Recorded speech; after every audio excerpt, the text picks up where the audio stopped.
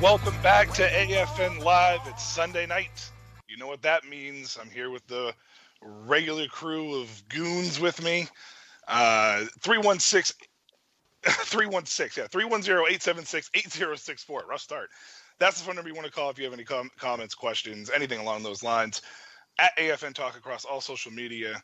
AFNtalk.com, AFN.net, in association with PrimetimeSportsTalk.com. News out of the IFL tonight. We have a team that's returning, as well as it's been official. There's a team defecting from another league. They'll be joining as well. Also, Greg Fernario, he sent out a semi-cryptic tweet earlier this week. We will discuss that and what the possible ramifications of that is, as well as CFL news. We haven't covered CFL lately. So we're going to actually catch up a little bit on what's been going on there. But first, the big news out of the NFL. 53-man roster cuts happened Saturday. Yesterday at 4 p.m. was the official deadline. The reason we're going to bring this up is because what does this mean for the XFL? The XFL, of course, as we know, has their draft coming up in October. They've been following a lot of training camp storyline battles, at different positions, especially the quarterback position. That's everything that we've been hearing about. Oliver Luck, that's everything that we've been discussing, is which quarterbacks will end up being these tier 1 players for the XFL. Essentially, the biggest names that have been cut so far, or names that we've been watching, is the Seattle Seahawks quarterback battle. Surprisingly, they cut both quarterbacks. They re-signed Geno Smith recently, so that leaves Paxton Lynch. Tonight, I'm going to bring in Mark Angst. He's here with us tonight. Mark, how you doing? I'm doing great. How are you? I'm doing wonderful, man. So the XFL has been watching these quarterback battles. Obviously the storylines have been, fun to watch as far as what's going to happen here. Paxton Lynch, former first-round pick to the Denver Broncos, was a developmental player that didn't quite pan out. Went to Seattle and apparently has lost this backup job to Russell Wilson to Geno Smith. Is Lynch somebody that's a perfect fit for the XFL? And could we see something in the next couple days for him that's going to be like an invite to the draft coming up in October? I mean, Lynch is definitely a perfect fit in the name value he brings, because he was, the top draft pick a couple years ago, tried to win the job there in Denver a few years, never really panned out. As a quarterback, I'm not sure if the XFL really will look to him because of how bad he's played over the years. I think they're looking more for established guys who have played well in the NFL or AFF or any other league at this point. So it's a possibility with his name value, but from actual play, I don't know if he'll be one of these top tier quarterbacks they talk about. He might be a guy drafted at some point, but it may be as a backup or a third string depth kind of guy. Yeah, I agree with you there. Lynch's development has been relatively surprisingly, I should say, non-existent really at the NFL level. Like you said, he didn't pan out in Denver, didn't make it to a level that John Elway, thought he could get to, the ceiling, the proverbial glass ceiling or whatever you want to call it. RJ is here with us tonight. RJ, Paxton Lynch, man, what are your thoughts on him? Is it a stylistically a marriage for Lynch in the XFL, especially if the XFL follows these college rules and try to develop the college style game? Nope, he has a 4-letter word. I like to call him a bust. Well, I mean, he's a bust at the NFL level, but does that necessarily mean that he's going to be a bust at the XFL level? I don't see him make it in the XFL. He's the kind of guy who telegraphs passes, and he just doesn't have the arm strength, in my opinion. He just doesn't have that leadership. I mean, I just don't see him doing anything really that special. I could see him as a backup. He's, in my mind, he's a solid number 2 quarterback in the XFL. But nobody in the right mind would sign him as number 1 guy. Well, I think Paxton Lynch is a guy that has obviously an interesting story to be told, and I think it's going to be fun to see what does happen. Now, obviously, we know that they signed Landry Jones flat out. He didn't get an invite to the draft. It wasn't some thing that he posted on social media. They did a big press conference, or Which at least I do not press get. release. Well, I mean, Landry Jones clearly is a guy that they feel like is going to be a top tier guy. Well, see, okay, so I'm a Yinzer, for those who are not aware, which means I'm a Steelers fan. Insert all my producers hate comments because he's a Browns fan. But that's beside the point. So Landry Jones, I thought, was your quintessential third-string quarterback. So what that tells me by the XFL is, hey, our big-name players that are just only third-string players in the NFL, that's the message that sends to me. Now, I know that's not the case, but it's the message it kind of gives off.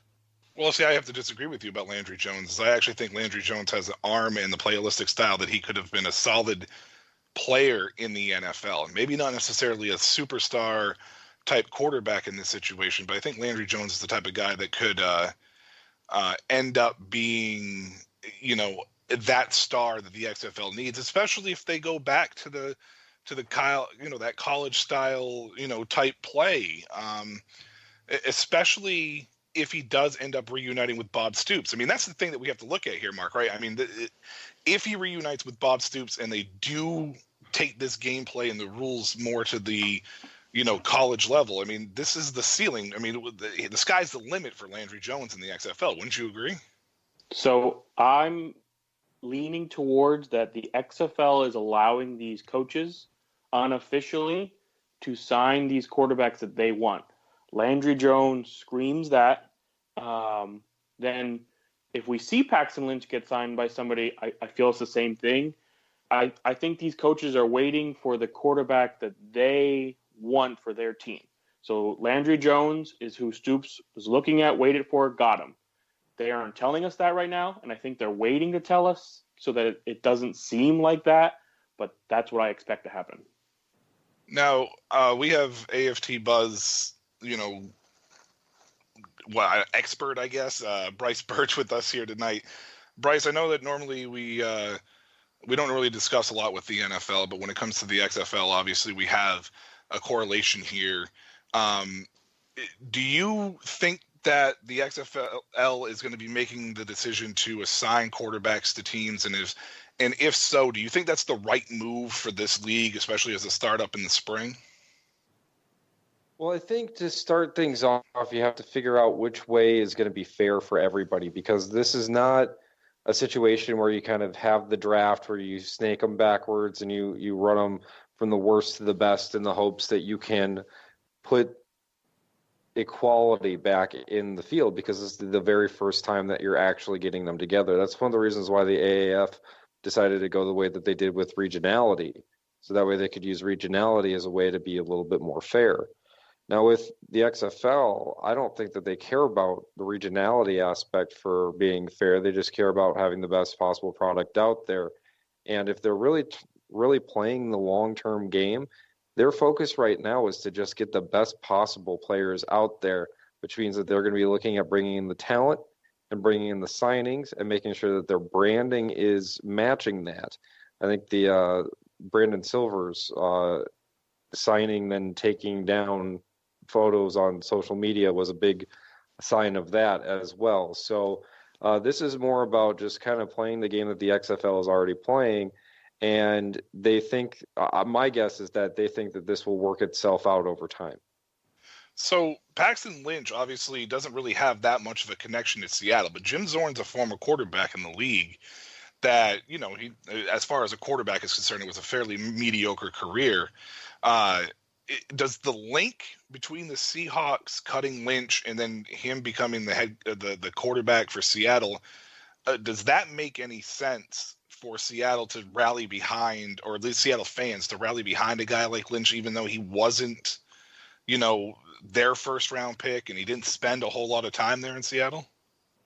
Well, I think that the deal with Paxton Lynch is that if he is going to keep on playing at this level and with the XFL, it would be a lot easier on him, and he would be a lot more excited to for a place that he's already at. You know, he doesn't have to move now. He doesn't have to do a whole bunch of stuff. He's there, and he was planning on being there. So when you look at it in terms of organization, I mean, just on a personal note, I just got done with a move, and I wanted to curse out society something fierce for just having to try to figure out how to move a mattress down the highway.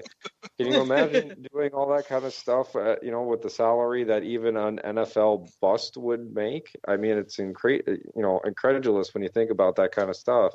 And so for him, if he's excited about Seattle and that could be a possible connection there, then I think it's going to be happy, you know, because the other thing too, it depends on how you brand it. And for a guy that says, you know what, I didn't make it with this group, but I really love the Seattle area and I want to make this my home, this is a great opportunity for me, then it still allows him to be a star, but he seems to be more of an adopted son in that way. It's not your hometown kid coming back. It's a person that said, I want to dedicate myself to this area because I want this to be my home now, and you're going to get my absolute best out of it. And it's a different type of homegrown talent per se, but it's one that can be really relatable for a lot of people. Yeah, I agree with that. I mean, it's definitely it would make sense, at least for Paxton Lynch on his side, to take this. Now, you made an interesting point about the draft and how about the regionality of things with the AAF. They did the regional. Mark, it's pretty clear to me, pretty clear to most people that have been following the XFL, that with an 80-round draft or whatever it is, 70-round draft with 8 teams, that they're not going to, you know, care so much about the regionality thing side of things. But what's the likelihood that Landry Jones, even though he's officially signed to the XFL now, when I hear signed, I hear that he signed that little 3-year deal that they're, you know, touting for the top tier players. What's the likelihood that Landry Jones's name is in the draft compared to actually just being assigned to a team? Well, that's the big question is, you know, are these players going to be drafted? Are they kind of their first round picks? If, you know, is this if you want your quarterback, you sign him to the 3-year contract, that's your first round pick. So now you don't get one in this draft. It's Landry Jones. We move on to somebody else. If, you know, there could be a coach out there that rather a defensive player as their first pick. So they're like, nope, we'll just draft a quarterback when we want. That's what we're waiting to see at this point, is how this all works out. Because the Landry Jones signing was so long ago, and there's really been nothing else until, you know, yesterday or the day before with another signing. So it's really what's going to happen. What are we doing? You know, were they waiting for this point for all these cuts? You know, are they waiting for the draft to announce more of them? Like, what's going on? And that brings up a good point here, and I'm going to bring RJ in on this one here, because one of the things that the XFL has done, they've done such a fantastic job of timing their news to the point where they're garnering the most attention, and they've circulated this around the NFL, schedule. And originally, it was supposed to be a September draft. They moved the draft back to October. Was that the right move, RJ? And if they aren't going to assign, or if they are going to assign quarterbacks and tier 1 players to each team, where are they going to find these other 7 guys if the people that are getting the invite are going to the draft pool, but then a guy like Landry Jones is going to be assigned to the team? Where do they find these other 7 guys? That's a 2-part question. Yeah, so, yes, thank you, Michael. One thing the XFL needs to deal with the latter part to begin with. I think one thing the XFL needs to do is something the CFL is doing, that's look at international play a bit. I think that, you know, for as much as, you know, we don't know as much about these international leagues as much as we probably should, at least outside North America. We know about the CFL, obviously. We know about the leagues down in Mexico. We know about the indoor leagues. But there's international talent that I think people could be looking into. Also, you know, NFL free agency or the indoor leagues, you know, because I do think there are some indoor quarterbacks that, quite frankly, could be XFL quarterbacks. Maybe not your tier 1 guys, but somewhere in there. So it all dependent on that. But, you know, I think the XFL pushing the draft back was a good idea. waiting to see how things play out in the NFL. That way, because what you don't want to have happen is a guy you get, all of a sudden has to be called in because someone gets hurt. It's less weeks to worry about, less people getting hurt, less variables. It's more stable that way. Yeah, I think the moving back of October was a smart move too, because Mark and I touched on base a little bit about this before. Once the cuts happen, it's not clear cut just because you got cut. You're a free agent. Usually, there's a lot of moving. Players get moved, players get traded, and this deadline there was a lot of movement and action, and we've seen it with some people that we kept an eye on, Mark, because we play fantasy football, where certain players have gone from one team to another. We saw the Carlos Hyde trade, then we saw the Jadeveon Clowney trade. The XFL didn't want to take their time and do this draft shortly after the cuts, or at least in my opinion, because they were trying to avoid what happened with the AAF and Josh Johnson. Wouldn't you agree, where Johnson was the first overall pick, but then got signed to Washington with injuries? Oh, for sure. I mean, moving the draft back was the smartest decision they've probably made at this point, to give themselves time to allow a lot of these moves to happen. These players that are cut are now looking, where can they go? What can they do? I don't think the XFL wants to be in a position where they're getting guys drafted and then they're leaving. I mean, that's going to happen, but losing Johnson was huge for the AAF because that was their main guy. Whereas I think the XFL is just trying to wait and see. Some guys are going to go to the CFL, some guys may just not play football, and also waiting for October gets them closer to when college football is in its swing, but then their training camps. Could they pick up some college players for their training camps? I think they're setting themselves up to be relevant throughout this entire season. And I agree with that wholeheartedly here. And another name that kind of has been coming up, recently because of how well he played through training camp and how well he played in the preseason, was Cardell Jones. He was cut by the Los Angeles Chargers. Another Los Angeles connection, another one of those guys that was there in camp, is connected. He got cut because they drafted a guy named Easton Stick out of North Dakota State, and they had Tyrod Taylor there. So Cardell Jones played well enough to start, getting a buzz. Could this be something that's similar to like what Brice and I discussed earlier with Paxton Lynch, that Cardell Jones could be possibly on the radar for Los Angeles, and that Wildcats franchise that's going to be looking for a tier 1 player? And is he good enough to be able to be that tier 1 type of quarterback at the XFL level? Oh, I believe so.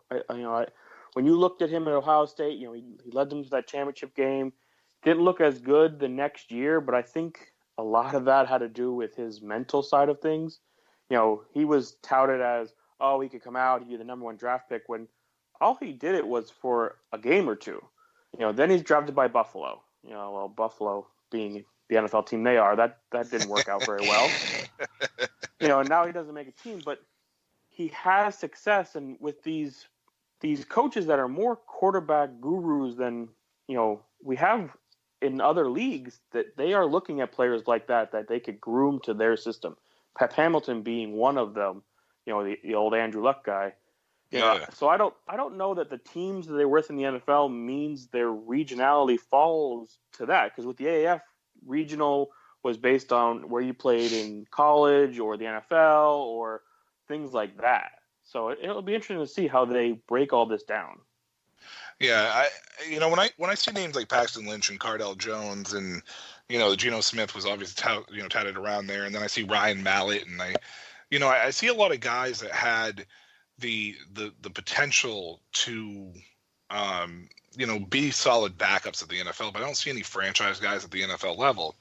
But I also see guys that had really good college careers. Not necessarily all the greatest, because like you said with Cardell, the following year it was kind of it was good, but it wasn't like, oh my god, mind blowing.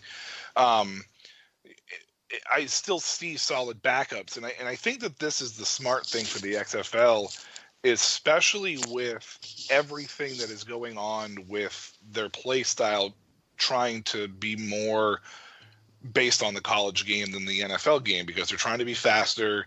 They're trying to make things, more smooth. They're trying to make the play more, free flowing, kind of like the college style is compared to the NFL, where everything's really uniformed in the NFL.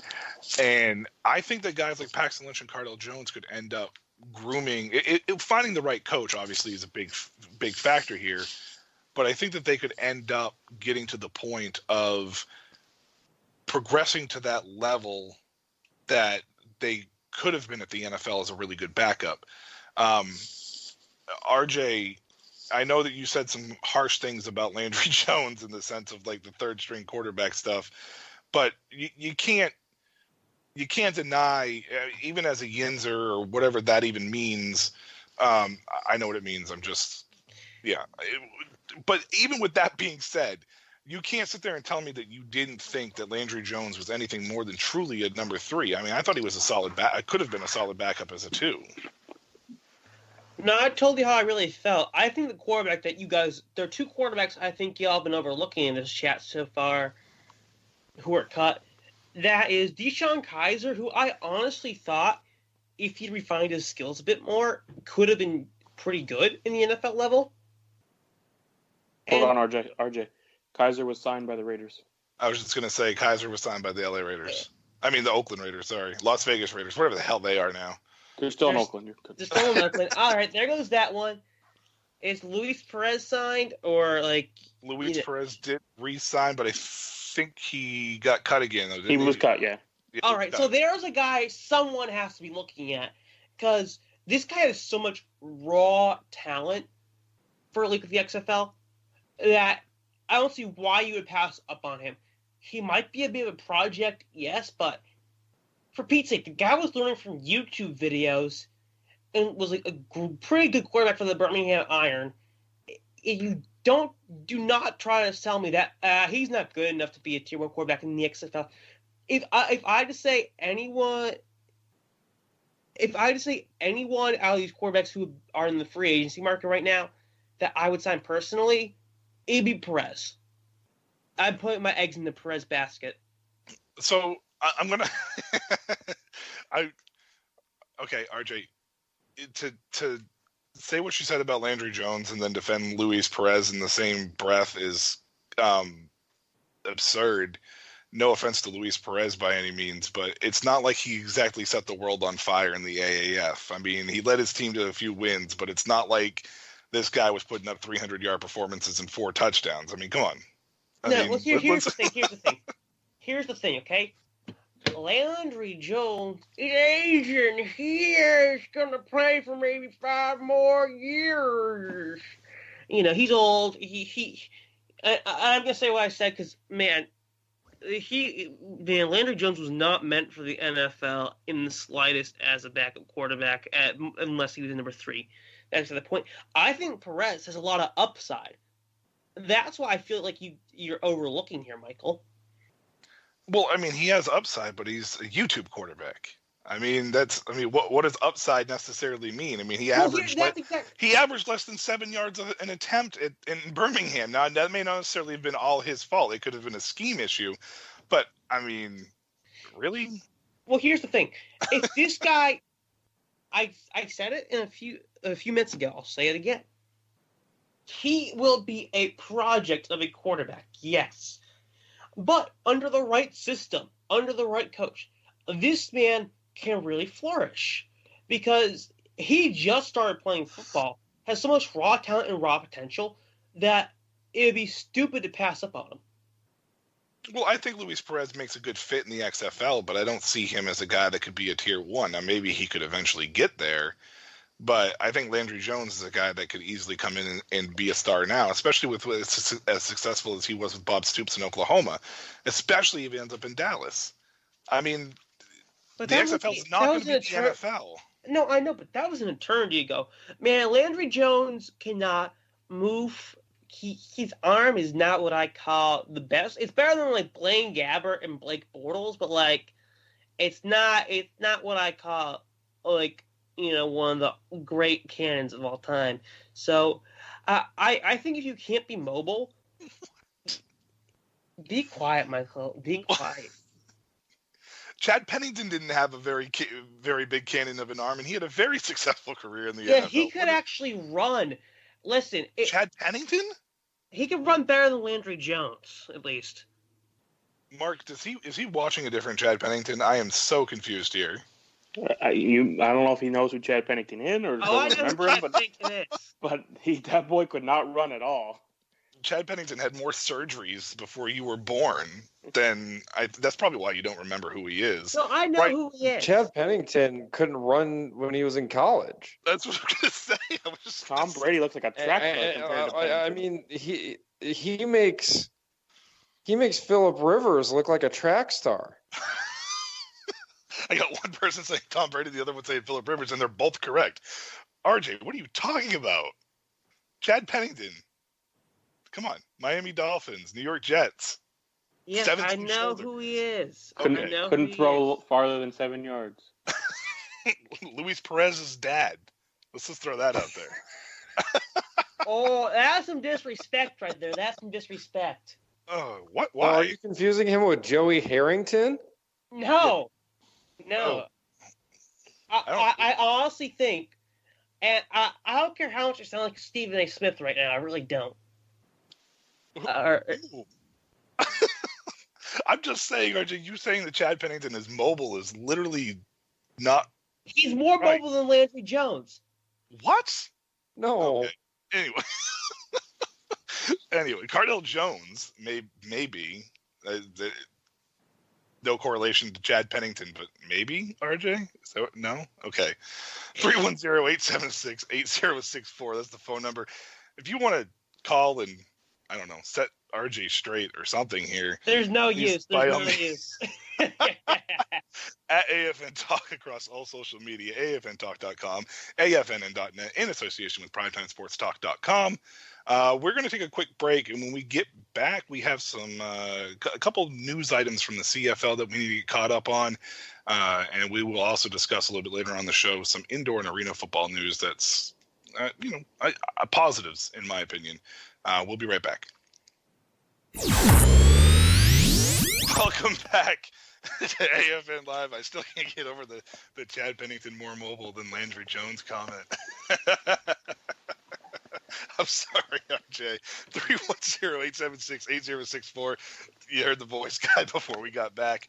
At AFN Talk across all social media. In association with primetimesportstalk.com, afntalk.com, as well as afn.net. CFL news. It's been a few weeks or so since we've discussed anything out of the Canadian Football League, our sisters to the north there. Winnipeg Blue Bomber veteran running back Andrew Harris was suspended for 2 games. He's going to miss the Labor Day, I guess that's the Labor Day Classic matchup tomorrow because of this. He was suspended for testing positive for a very small trace of a banned substance that I am not 100% sure that I can pronounce. It's metadienone. I guess it's metadienone. Yeah, that's it. So, something like that. It's something along those lines. Brice, you brought it to our attention to bring it up today. As far as this is concerned, it was tested 10 days after, and the CFL has a flat-out zero-tolerance policy. Do you think that this suspension is fitting for the quote-unquote crime here? Well, the thing is that anything that deals with substance abuse in Canada is pretty heavy-handed, whether it's athletic testing, drunk driving, anything like that. That's just something that Canadians do. It's very, very big stuff, and they make a big aspect of it. The thing is that the substance that he had in the system it's old school. It's kind of like using borax to clean your clothes. It's not necessary. It's a nice name drop. No, it's a nice name drop. So it's not necessarily that it's not as effective as it used to be. But the thing is that depending on certain doctors, you still have that overlap, and so it is something that is found in your standard pharmacies in Canada, the United States. So when you deal with this kind of stuff, it's not typically used a ton, but it's still available out there with a prescription in the United States and Canada. So the fact that there could be either cross-contamination in some form or it was used in an animal product is very high, especially for the low levels that are there. I think the biggest aspect of it is that he came out and was practically crying and saying this is a false result. And that aspect is really interesting because of just the overlap where it all comes together. May I make a quote here? To quote Nancy Kerrigan, why? That's low, bro.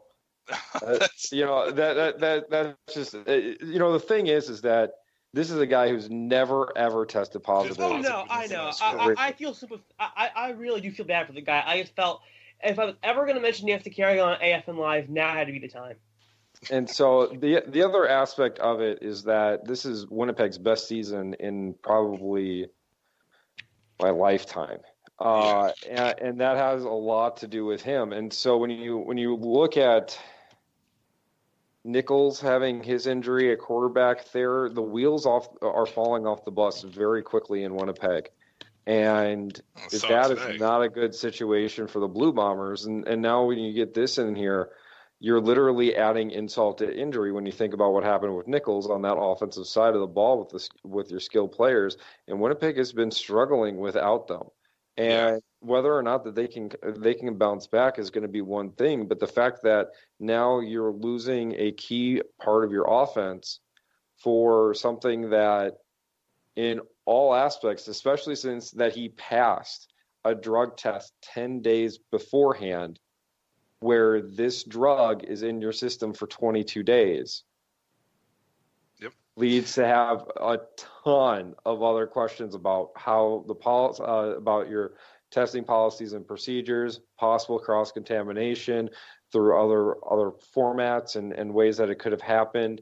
There's a ton of things right now that has to be asked, and there's not a lot of hard questions that are being asked about the individual aspects, besides a couple of guys that are throwing out theoreticals up there with TSN radio in Winnipeg, but then they get quickly shut down because even though that they're talking about that kind of stuff, and when you listen to their shows, the Canadian populace just hates substance abuse, regardless of whether it's drunks or heroin.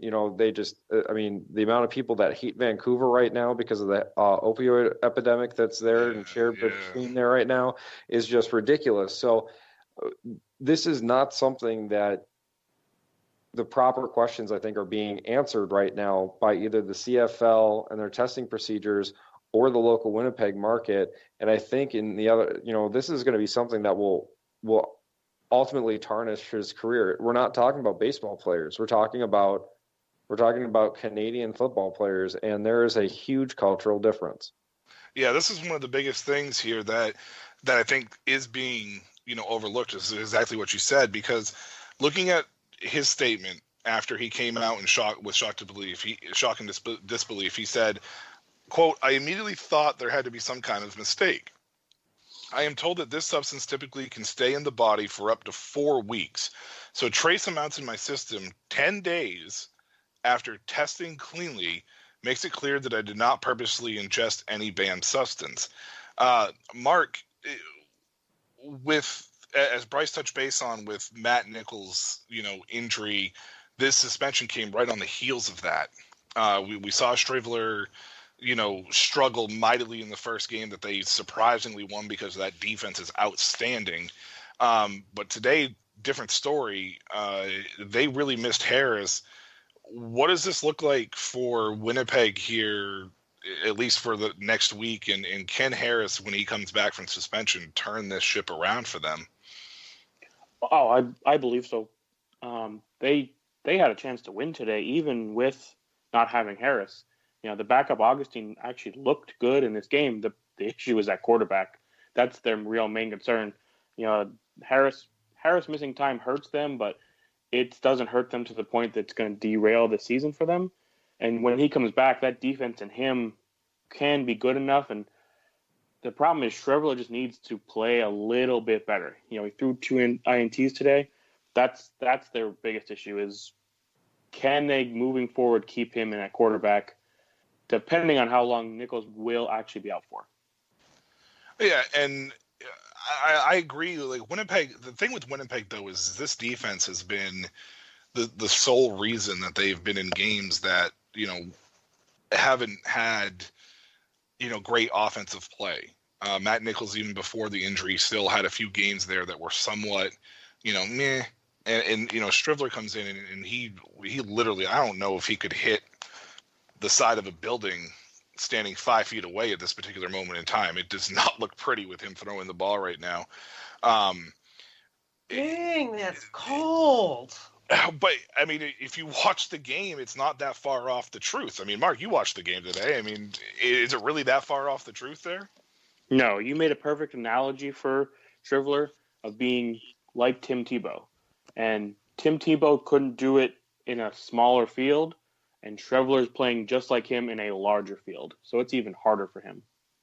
Yeah, and Augustine, their backup running back today, who got the start, played fairly well. And, and like Brice also said earlier, this is the Blue Bombers, one of their hottest starts in history. So, losing Nichols and then having this on the back half of things, that's detrimental to a team that looked like they were well on their way to being one of the favorites for a Grey Cup. Hopefully when Harris comes back, him and Shriveler can get that run game going and kind of make things a little bit better, because make no mistake about it, Andrew Harris is a fantastic running back at the CFL level. One of the most decorated of all times, probably one of the greatest of all times, up there to the north. And this first test positive of his career is definitely something that's upsetting, because like Brice said as well, up in Canada they don't take it, they don't take it lightly, and the fact that this test could possibly be detrimental to his career is unfortunate, especially when it sounds like this was something that wasn't purposefully done. Other news out of the CFL as well is Levi Bo Mitchell, the Calgary Stampeders starting quarterback, appears to be in the front running to start tomorrow for their Labor Day Classic. Mark, we've talked a little bit about this. We don't need to go into full detail here, but Nick Arbuckle has played pretty well. Is switching back to Mitchell here the right decision, even though at the beginning of the year Arbuckle was the backup? Oh, I think it has to be the right decision. Bo Levi is supposed to be one of the best quarterbacks in the CFL.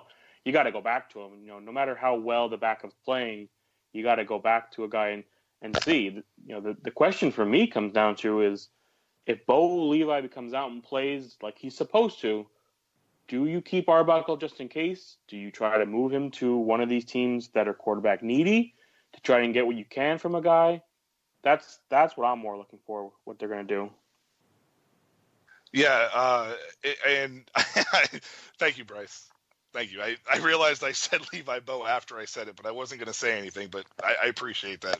My fault on that. I flipped it back and forth. But yes, Bo Levi Mitchell starting for Calgary here tomorrow, most likely. Brice, do you agree that they should go back to him? Do you think that I mean, we know that Mitchell's one of the best quarterbacks at the CFL level, but with the way that Arbuckle's been playing for Calgary, you got to think that there's going to be some kind of rhythm, possibly, maybe feng shui being messed up here if they bring Mitchell back.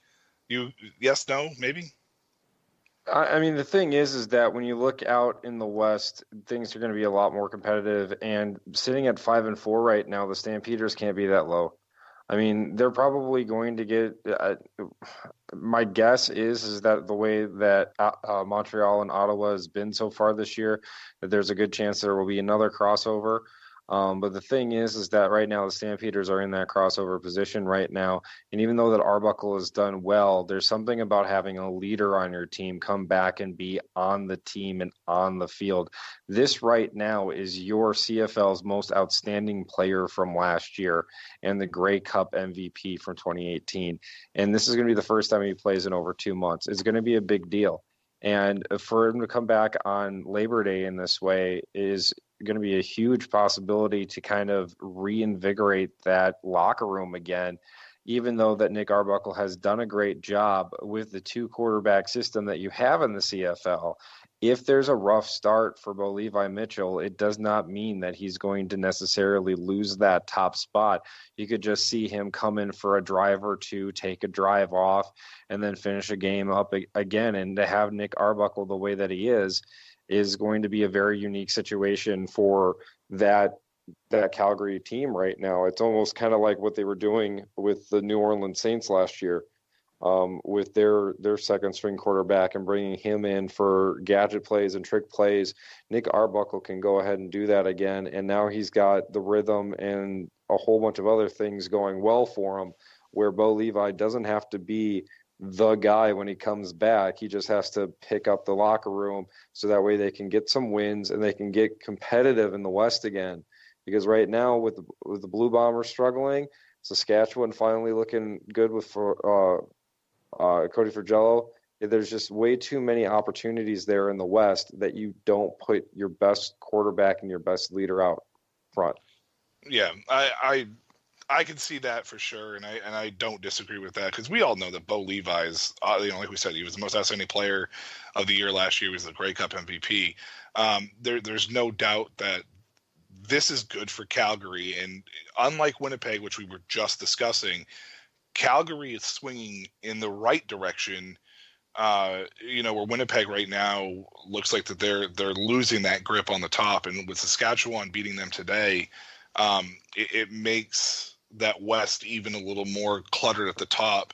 I think it's safe to say, though, Mark, that I think the West is probably the better of the two conferences at this moment in time. Safe to say. I mean, you couldn't get any safer. Yes, they are easily the best of the two conferences by a wide margin. Ottawa and Montreal are nowhere near Calgary, and they're number 4 at this point at 5-4. They're on a losing streak, and yet I think everybody would pick them over almost everybody, even Hamilton. With their quarterback being out and Dane Evans being in there, they may not be better than the 4th best team in the West. And they're the best team in the East. Yeah, I agree with you there. I mean, it's definitely the balance of the balance is way off up there right now. 310-876-8064. Any CFL fans out there have any comments, questions, or anything along those lines, feel free to call us. Staying with the CFL, I guess the Schooner Sports and Entertainment has confirmed a package of information that was submitted to the Halifax Chief Administrative Officer on Friday as they try to land a CFL franchise. They submitted a business plan to the city to bring back, I think it's the Atlantic Schooners, or at least they were, I guess that was the rumor, the theory. I don't know if that was confirmed or not. Brice, do you have any, what are your thoughts on this? Is this good for the CFL? Because we know that they've been operating in the red, or, they've been struggling, recently. They have 9 teams, so it's an odd number. So it plays havoc with the scheduling. Is adding a 10th team the right move in this situation? And is Halifax the right spot to do that in, to try to maybe revive this league? Well, the thing is that they need to have a 10th team just because things are so offset as is. And right now there's a lot of good teams out west. There's not a lot of good teams out east. I think the question is Halifax the right market? And Halifax could be like a Toronto, where there's a lot of people in Halifax. I think Halifax is the fourth largest city in Canada. So, and Nova Scotia in itself is a smaller province. So, the fact that everybody goes to pretty much just there, as well as a large push from Newfoundland as well. So, there's a lot of reasons why you would go and want to have a team in Halifax. I think the question about it, though, is that does Halifax want it? And there's a very large group of people in Halifax that does not want the team because they don't want to spend the money on the arena. And I think that's kind of the big aspect right now, is that even though you are presenting this stuff to different people, you have the deputy mayor actually saying flat out, a lot of people are concerned about cutting a check. They don't want to build a CFL arena in Halifax. And that's the big point right now, where you may have people that are willing to go in and watch them, but you don't have a place for it. Where in Moncton, you've got people that are willing to cut a check, but New Brunswick doesn't have the population. And the place that has the population and has the ability to write a check doesn't want it in Quebec City. So right now you have to try to figure out which one is it, which one of your three potential markets out east is going to eventually break down and figure out something else. And I would say the easiest would probably be Halifax. Yeah, I think Halifax is a good location. I think that the residents out there need to be a little more accepting of it in order for them to obviously succeed. Because obviously, that like you said, it's been kind of, I guess 50-50 or on that front. He said that one of the senior staff members said that the schedules that were accompanying the main proposal are the work of a third-party expert recruited by the business group that's trying to bring the team to Halifax, and Canada Lands Company, which controls the land where the business group has said it would like to build a $130 million stadium. The proposal went on to say that it would include a real estate market and stadium impact analysis, planning assumptions, and site plan revisions, along with a list of prospective community events for the stadium. So it sounds like that in order for them to try to get this proposal to build this $130 million stadium, it sounds like that they're really trying to push bringing the community into this to be able to hold events at this stadium. We all know that generally is received well within the community.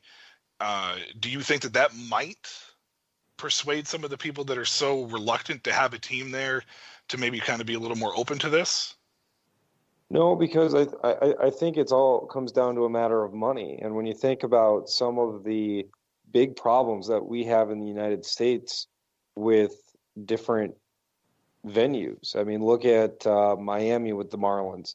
Look at the absolute embarrassing affront to justice that went down with the Atlanta Braves' new venue. There's just so many problems with that people are getting a lot of aspects to it. I mean, and this is something that the United States is figuring out, is that Halifax mentality, because it killed off MLS expansion in Detroit. It had problems with keeping the Raiders in Oakland. So we see this in other ways. And in Canada, it's the same way too, with Mosaic and Saskatchewan. And so they're just like, we don't want to write the check for this. We're not going to give you money from the tax base to set this thing up and develop this district, because we feel that Nova Scotia and Halifax is perfectly all right in its scenario. But if we give you money, then we're upsetting our own books. And Nova Scotia is one of the more business-friendly states or provinces in Canada. They've got pretty much all of the good laws that you have for Delaware in terms of business operations. They've got all of the good laws like Michigan for nonprofit corporations, and they all stick them in Nova Scotia for some reason with provincial leadership there. And so they're just not excited about spending that cash. And so the option is to say, just, don't write a check. Don't do that. Just let us pay for everything and then give us a tax break later on. But with the way that the Ministry of Sport works in Canada, it's a little bit different than how a deal like that would work in the United States. So ultimately, when it comes down to it, it's going to be very tough. You're going to have to build an arena from scratch, and you're going to have to pay 100% of the costs. And that kind of goes back to, is the CFL financially stable enough to make that happen at this point? And I don't think that they are, which is why you kind of look at Quebec City and maybe put a team there and then relocate them to Halifax in 10 years, or you just skip it all together and you call them the Maritimes, and you have Nova Scotia and Prince Edward Island and New Brunswick all come together and stick them in Moncton, where they sold out for their Atlantic football expansion showcase. So there's possibilities there. So first question for you, on a scale from 1 to 5, what is the likelihood you think that they land a franchise in Halifax and Halifax approves the proposal? At this moment. At this moment, I would say that it's a 4 from the league, and I would say that it's a 2 from the city. Okay, and the second question I have for you here before we go to break is if Halifax says no, do they expand to a different spot or try to expand to a different spot? Oh yeah, I mean we're going to see 10 teams in the CFL probably by 2021. The only aspect of it is where they're going to put it. And Halifax, if you're not in Nova Scotia, people are confused about why it's not there.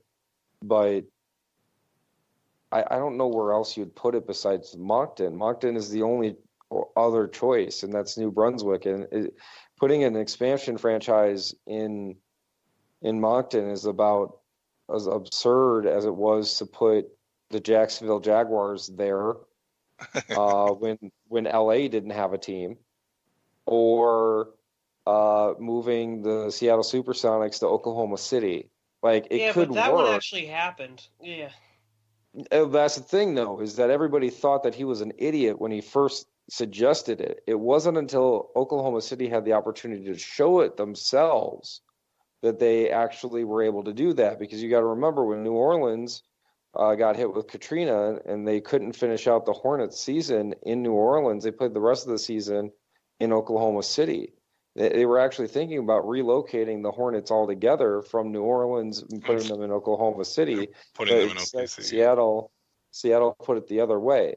And so that's kind of like why they had that showcase in Moncton, was if the people were going to come out in Moncton, even though it was not on anybody's radars, if people were going to come out and support it, then maybe Moncton could be on people's radars.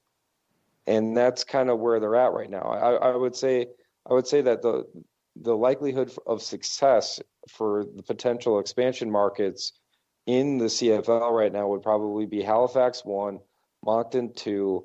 Number 3, I would actually put as Saskatoon, but they have to figure out the provincial issues there with the Rough Riders and that being owned by the province and can only have one team in the province. And then maybe Quebec City. 310-876-8064 if you have any comments, questions surrounding the CFL at AFN Talk across all social media, afntalk.com in association with primetimesportstalk.com. We're going to take a quick break, but when we get back, we're going to tackle the indoor and arena news that have come out over the course of the last week or so. So we'll be right back. Welcome back to AFN Live, afntalk.com in association with primetimesportstalk.com. Across AFN Talk, across all social media. I just messed that up completely. 310-876-8064. I got to tell you, I might have been harsh on some of the names that the XFL come out with, but I got to tell you, those little video package and like audio clips, man, those are really fantastic. Somebody has to agree with me on that, correct? Anybody? Somebody? Mark? Those are great. I love them. No, they're wonderful. They definitely hype you up, I feel like. Yeah, they did such a good job with him. And it's some of the entertainment value, obviously, with WWE and Vince McMahon and stuff. I mean, that's what they're known for. So I loved him. Just wanted to mention it real quick, for sure. Indoor in arena news, we had a host. What was it, 2 weeks ago now? I think, or last week? Was it last week? No, it was 2 weeks ago. RJ, 2 weeks ago. Greg Venario, the owner of the West Virginia Rough Riders, sent out I'm going to say cryptic tweet, because there was really not much for information given out there. It said, "Great conference call tonight with some great owners and teams looking to make a splash in the arena football world." Now, he capitalized arena football. That's what you know Greg is serious. Yeah, yeah, definitely. And there was speculation of AIF coming back, and we knew that he had some ties to the NAL before returning back to the AAL. You brought up a good point, RJ, when I mentioned this, because I said something about indoor football, and you were like, well, he capitalized arena, so he emphasized arena. What are your thoughts about this tweet? Is there something that we should expect here in the near future? What's the likelihood that this is something that we're not expecting, I guess? For a league that he picks, I guess is what I'm trying to go with that. So I see it going one of really two ways. I know the Northern Arena Football League exists, but seeing as Greg had never heard of it and he keeps his ear to the ground a lot, I'm writing that up. I don't think Fernando is joining that one. The two that I think are the most likely is either he goes to NAL, where I think he belongs since day one personally, and commits his entire summer, which, his wife will not be happy about. He said that multiple times. And I think this is the most likely, he's going to go to the AIF, because back when he was starting up professional arena football, he never said it like that, but it was the PAF, and he had a team with obviously the Rough Riders. He had a team in the New England Cavalry owned by Kevin James. And then there was a third team that was announced right before the league went under called the Marion Mambas, run by Larry Clark. And Larry Clark is the returning commissioner to he's going to lead the charge coming back to the AIF. Now, obviously, if he appointed Larry to own a team in his own league, he and Larry know each other pretty well. So as much as it says it's American indoor football, logistically, I don't see Fornario doing anything but the NAL or AIF. So it's one of those two. Now, Brice, I saw obviously it's probably just a fan speculating, but they still haven't announced the AFL expansions. Not that I would think that they would necessarily bring on a franchise that's already in existence. It sounds like they're trying to stay true to true expansion and bringing back some teams. Is there any possibility that this could be actually the AFL in this situation, or is that too much of a reach? I think it's too much of a reach. I think, one thing that I've noticed a lot is that because of predictive text, it's real easy to have a capital A on the arena when you're tweeting. This is true. So I honestly think that's all that it comes down to when it comes to the whole thing is capitalized, though. It's not just the A. The whole thing is capitalized, so. Yeah, I know, but you see that a lot with other people too. And so, here's the thing, is that he's stressing arena because there were some thoughts at one time that they were going to go outdoor or something like that, so that way he would still have an opportunity to do what he wanted with his time frame. But the thing is that if the AIF ever comes back, it would be a huge detriment to the sport. It would, in my mind, it's embarrassing. It's wrong, and it's stupid, and it's a great way to kill off all the other leagues.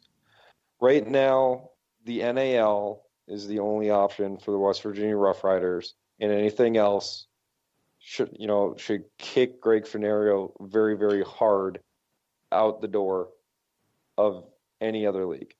He should give up football. Wow. And I would have told it to him last week if I was able to make the show. Well, and I was going to mention the NAL because we mentioned the NAL on the show, and he didn't want to play for the summer. He made it very clear that he did not want to play for the summer. He wanted to be done by May, spend some time with the kids and stuff. But with Maine coming back, and obviously they need to try to balance things out, the NAL seems like it's the most logical choice. At least to me, it does, anyways.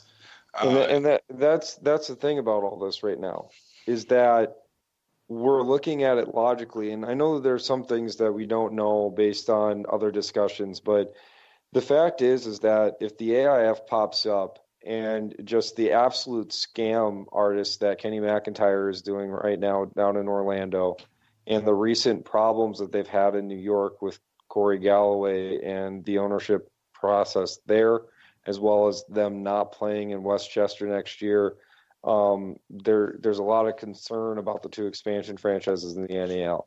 The fact that they might pull a West Michigan and Bloomington Edge and try to back out of a 3-year agreement to go prop up the AIF will make sure that every single team that tries to join the AIF is going to die, because there's nothing there. And so the AIF as a thought process right now has to be viewed as honestly very silly, because there's not enough teams there that are coming out of the AAL to join them. There's really only one or two, and that would be the Carolina Energy and the West Michigan Ironmen.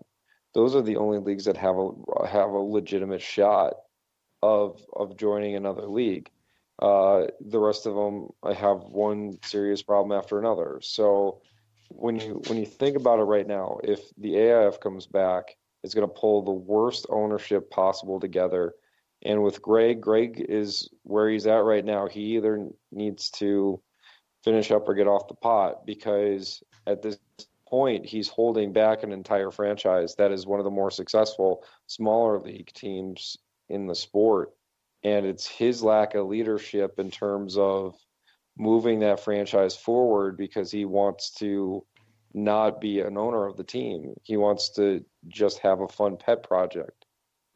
So that's not going to cut it. I'm absolutely. So I'm not a big Greg Finario fan, to be completely honest. I think that his ownership style has really kind of highlighted a lot of what's wrong about the egotism of the sport. Now, you brought up one of the teams that we didn't mention, that hasn't been mentioned here, is the Cape Fear Heroes.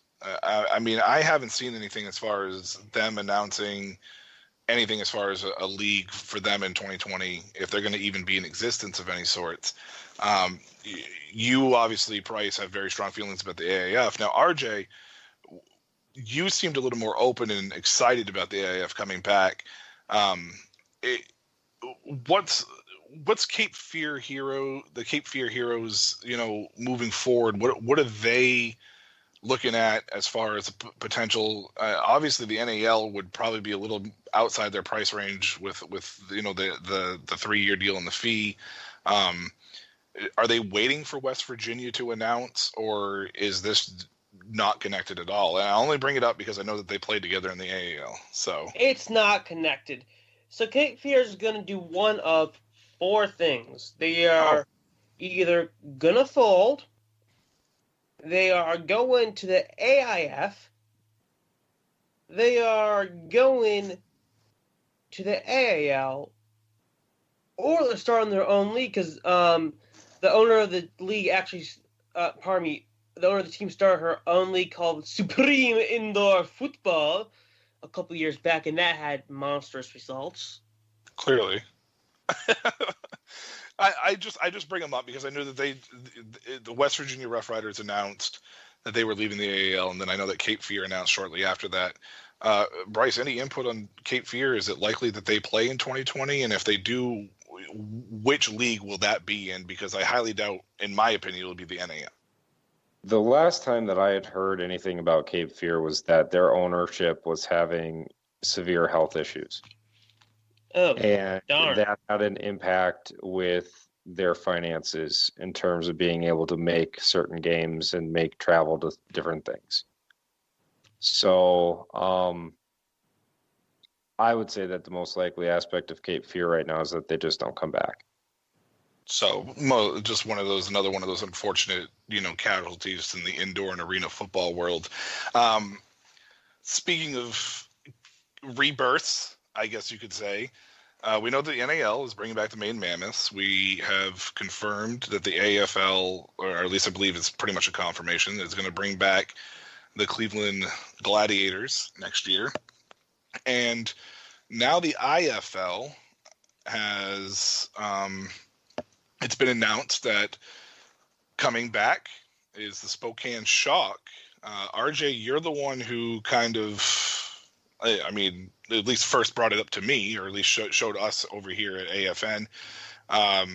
What can you tell us a little bit about the Spokane Shock, and what does this mean for the IFL moving forward with their expansion, at least their expansion project or their expansion plans?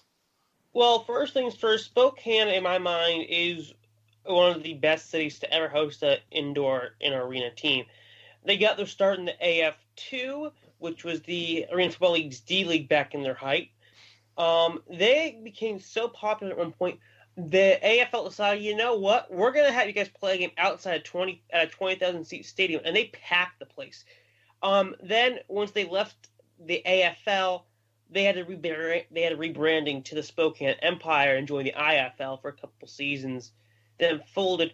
Now they're coming back, and what this means is that the AWFC, the American West Football Conference, is in some deep trouble because they're the only ones who are having teams in the Pacific Northwest until the Spokane comes back.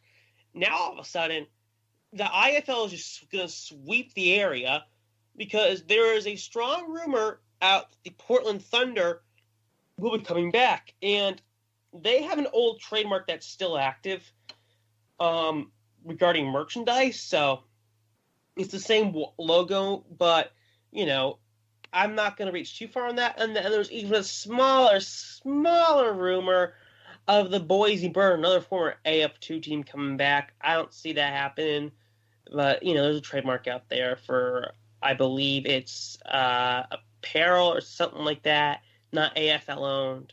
So we'll see. But what this means is it's going to make travel costs a lot easier for that Oakland Roy Choi franchise that's going to get announced.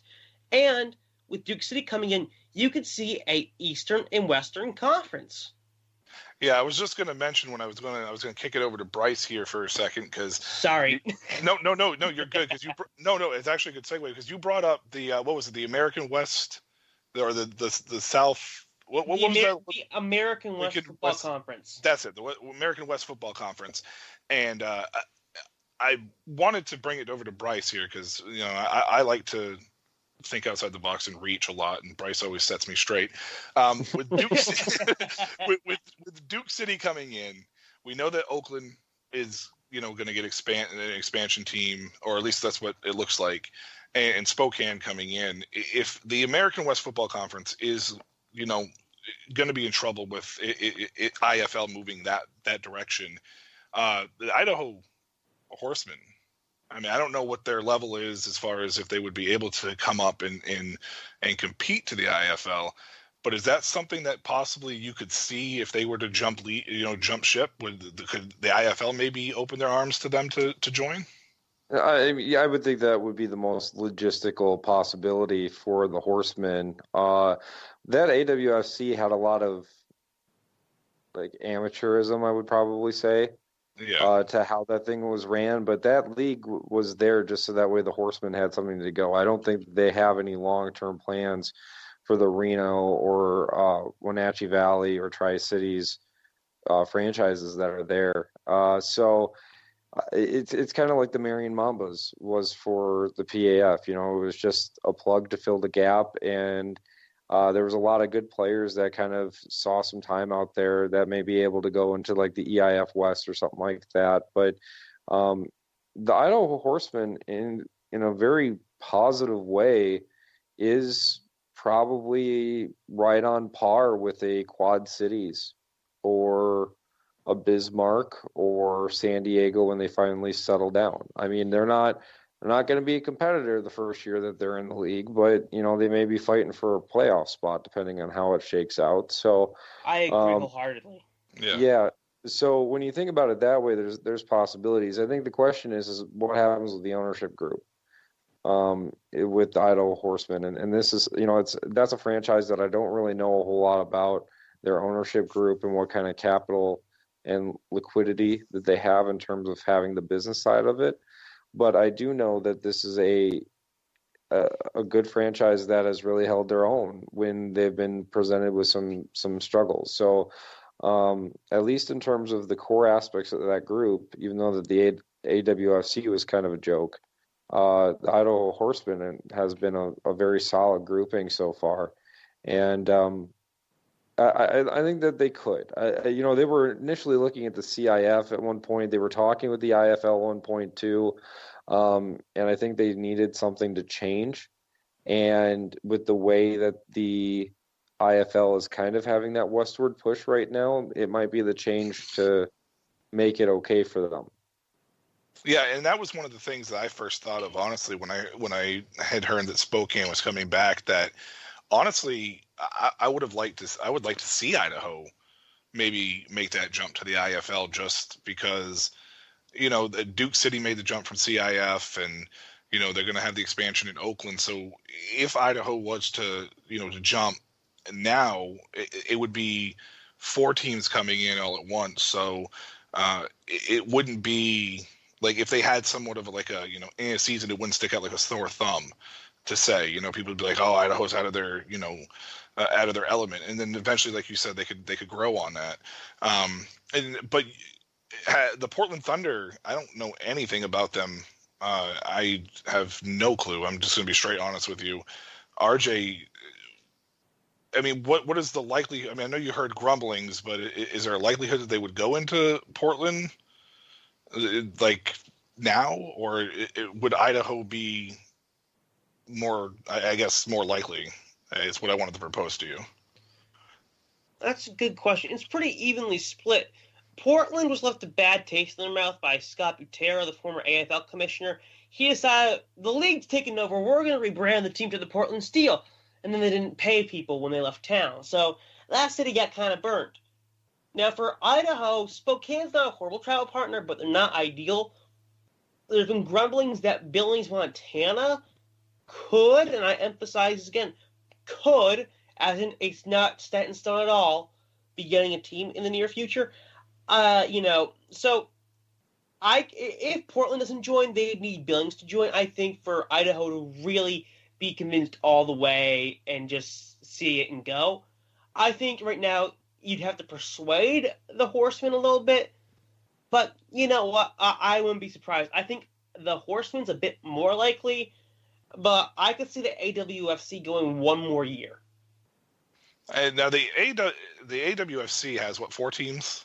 Yes. It was Reno and some Valley team that I can't pronounce the first name to. I can't either. And then you got... Brice nailed it earlier. What was it, Brice? Wenatchee Valley. Wenatchee Valley, that's it. That's how I was going to say it. No, I'm sure it was, RJ.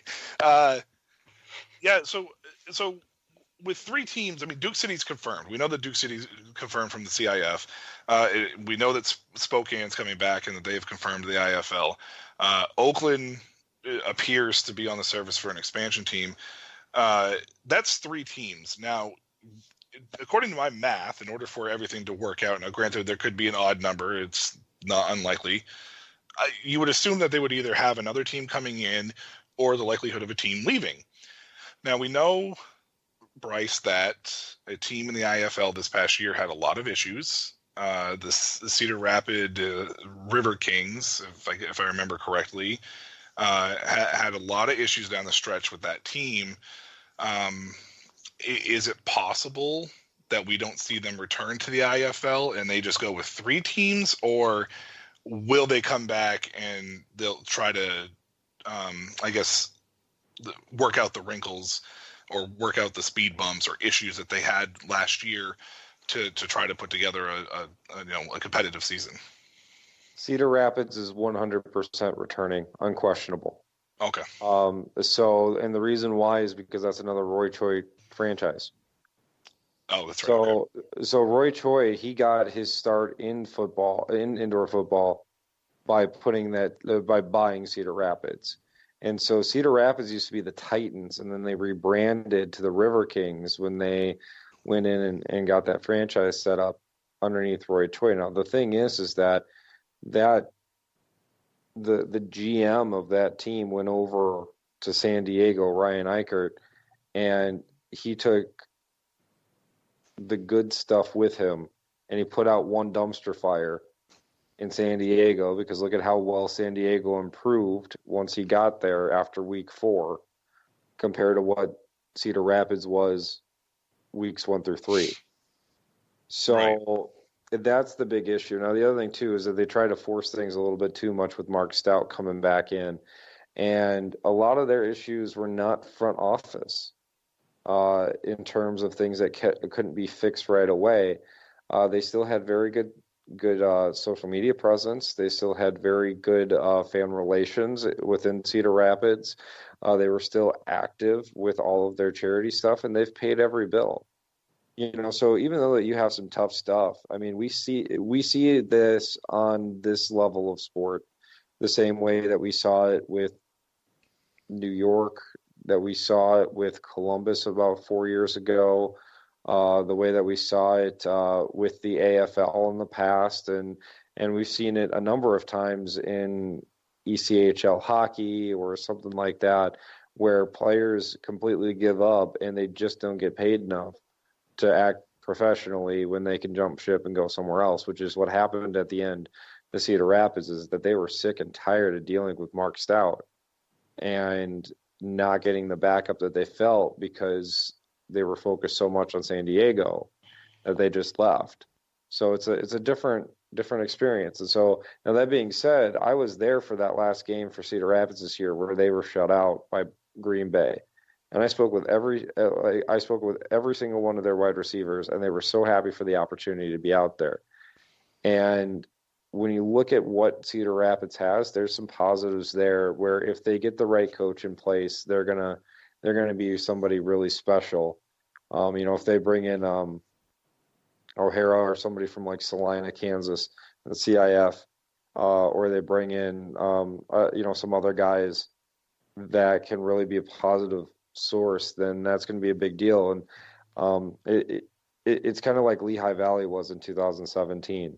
They had one good coach there that really made everybody feel wanted and played, and they did a really good job. He leaves to go take an assistant spot up with Hamilton, I believe, in the CFL, and then all of a sudden things go off the rails and they don't have a franchise anymore. If they get the right person in Cedar Rapids, I think they'll be just fine. Yeah, I only brought up Cedar Rapids because we knew that there were some problems last year, and I forgot the connection with Roy Choi and whatnot. But yeah. Anyways, I hope Cedar Rapids returns. I mean, it sounds like 100% they're going to return, which is fantastic. So with that being said, Brice, the likelihood of a fourth team to join the IFL, and where would it be and who would it be? And RJ, I'll ask you the same question after Brice answers. Well, the Horsemen have got to be one of the initial thought processes, because I know that there was talks about Portland and Salt Lake, but Salt Lake and Portland seemed like they were at least a year out, unless there was a massive owner influx. And that usually deals with liquidity and making sure that they can put the right staff in place. I would not be too keen on having Portland in right away. It's kind of like with AFL expansion where, like, yeah, you could put a team in Raleigh, but I'm not sure if they're ready for it. So do you want to put a team in there now that's unready, or do you want to wait and have like an odd amount of teams, or you pick up an already existing team where you could theoretically try to get West Michigan back, or you could maybe even get the Rough Riders in with the IFL. That would be a decent move for West Virginia, except the geographic footprint aspect. Yeah, the geographic footprint seems a little out of the way on that one. The one aspect that I will bring up is that when the IFL expanded to 10 teams, when they added 4 teams, they had 2 expansions and then they picked up 2 from the CIF. So if they've picked up 1 and they've got 2 expansions in Oakland and Spokane, then there's a good chance that they'll pick up another team. Now, the other team that you didn't mention when you brought us here, Rapids, is Nebraska. And Nebraska was for sale, and they're moving to Dallas. So that team should be rocked and ready to go as well.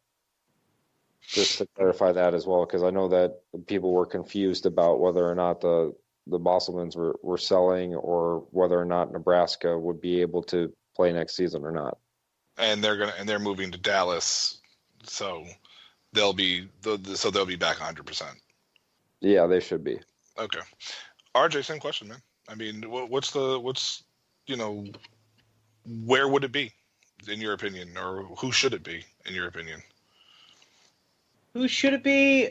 I'd try to grab the Horsemen right now. Yeah, I think Idaho is like the consensus for us 3 here. Just because that you have, there is a bit of geographical gap between, Bismarck and Spokane. Yeah, I think Idaho would make the best sense, especially even geographically speaking. I think it makes a logical choice, and it's a franchise that's had success. It's a franchise that's known inside the indoor football world, and hopefully there's some sort of talks or some sort of line of communications going on between Idaho and the IFL, because I think that all of us agree here that Idaho would make the most sense, and if I for one would be excited to see it happen.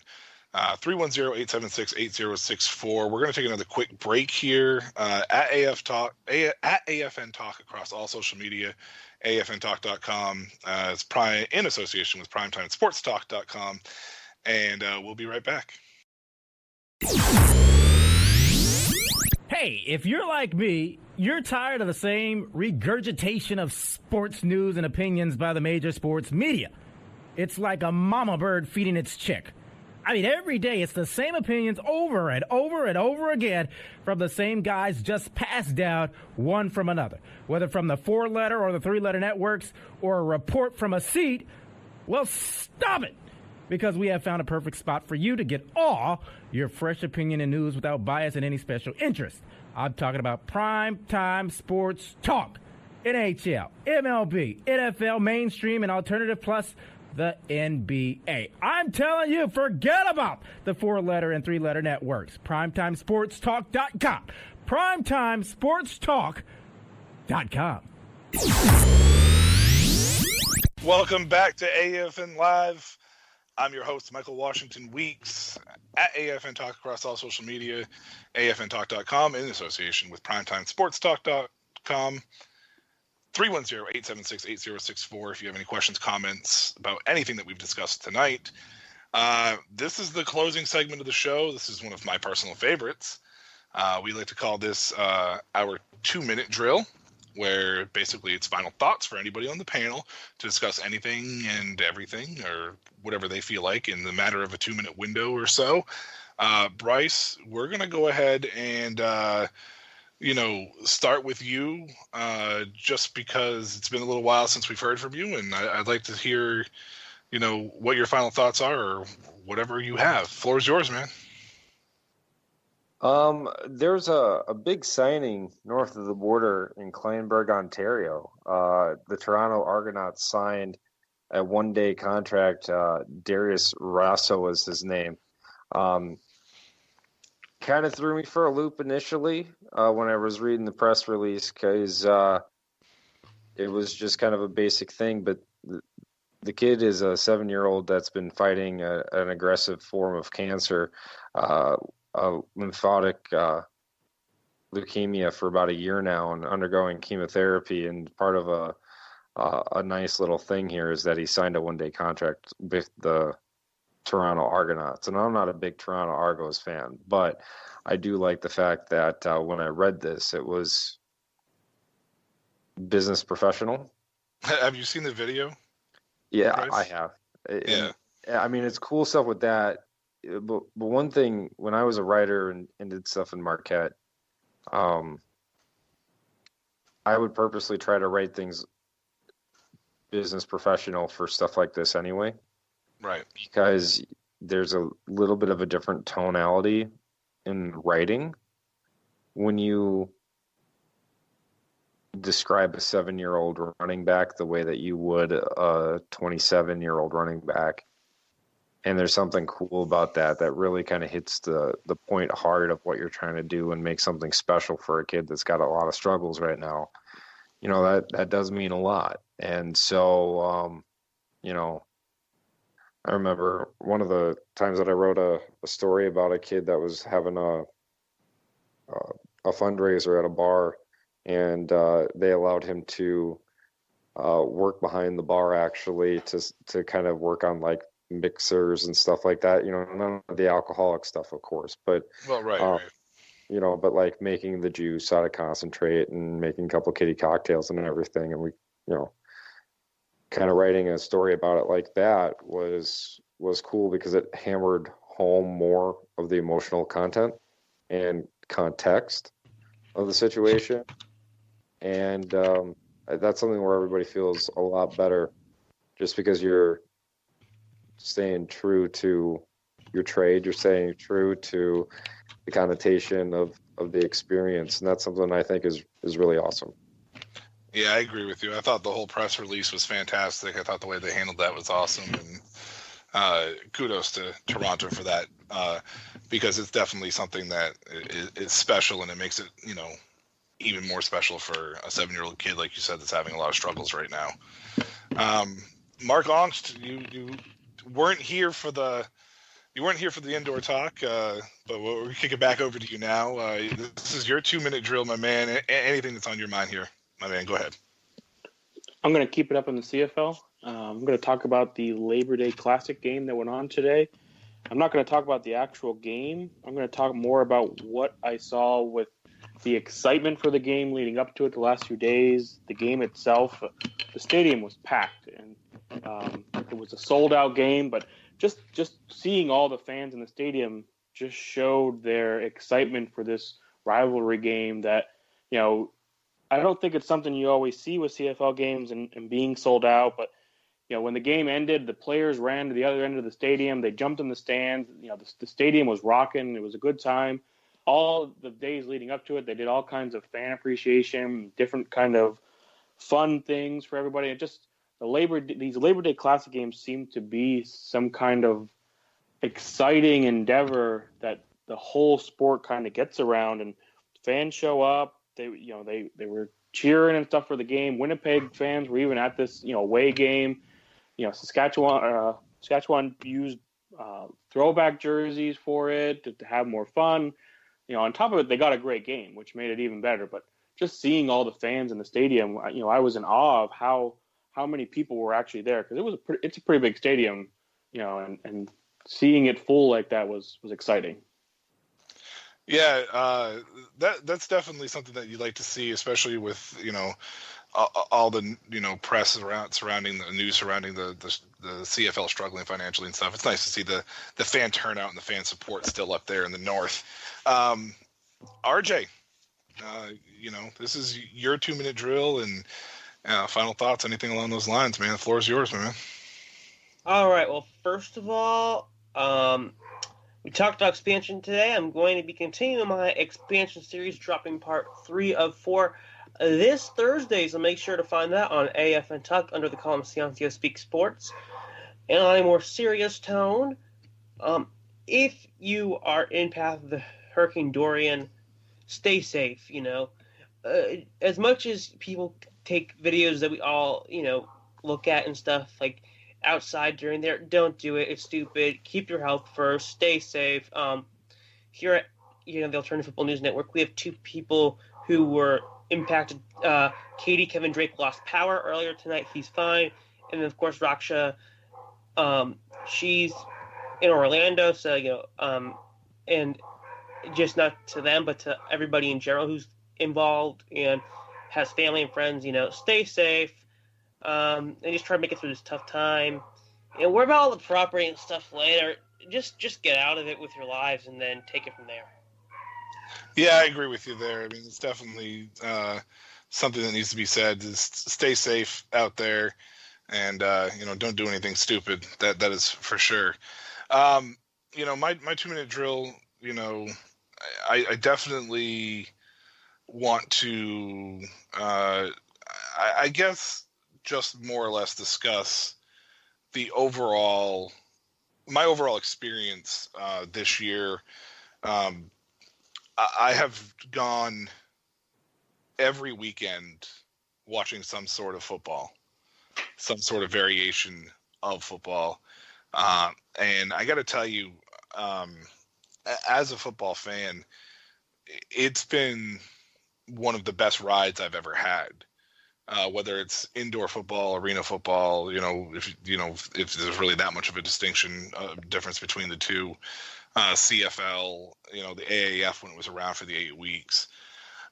So I just got to tell you guys, if it's not something that you're already on, or if turn somebody to it. Jam it down their throat like I did to Mark, and educate them and give them some knowledge on it, and turn them over to the games and how they can watch it, and give them the experience, because I got to tell you, it's been a fun ride, and I've loved doing this, and I've loved learning about the different leagues.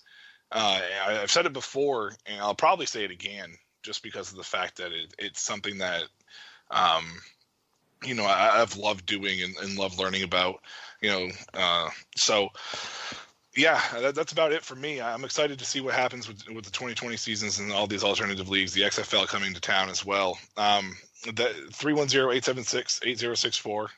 If you have any comments, questions, anything along those lines, at AFN Talk across all social media, hit us up there too as well. We will get back to you, I promise. Questions of sorts. At AFN Talk, I already said that one. AFNTalk.com in association with PrimetimeSportsTalk.com. That's going to do it for us tonight. For Brice Burge of AFT Buzz, for RJ Ciancio, Mark Angst, I'm Michael Washington Weeks, and we will see you next Sunday here on AFN Live. The Alternative Football News Network. History in the making.